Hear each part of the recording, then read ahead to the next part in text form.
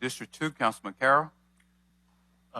Thank you, Mr. President. For those in the community that have been really involved in helping to vet and offer another map on redistricting as it relates to the census from 2020 for the city of Mobile.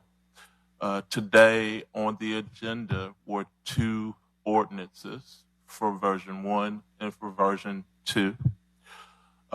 Those ordinances are there because the members of the council have heard your concerns and they are aware that the citizens of the city want to be heard as it reflects redistricting.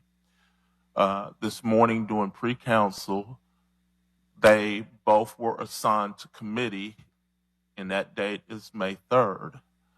It is Tuesday, May 3rd. I think that's roughly 2 or 3 weeks from now. It will be immediately after this meeting upstairs in the council conference room, unless there's a population to hear the committee meeting so large that we need to host it down here at that time.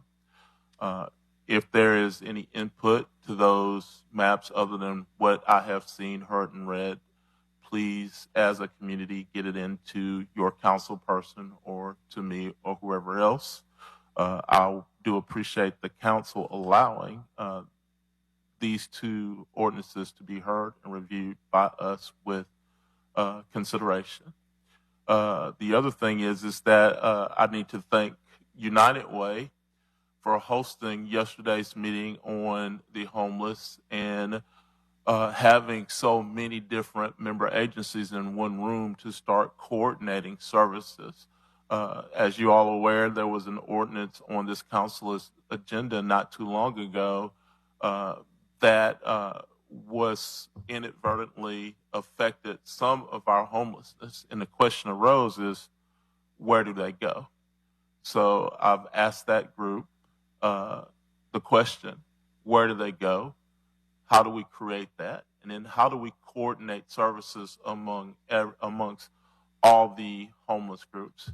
I learned today that Councilmember Gregory also has an initiative that she's trying to push too, but I hope that we can all collaborate to make sure that we come up with a way to make this palatable to everyone so that in the future, if we do have a situation that arises, that we do have someone somewhere for people to go in some way to help them at the same time. Thirdly, I have a series of community meetings coming up, and the dates will be published in my newsletter.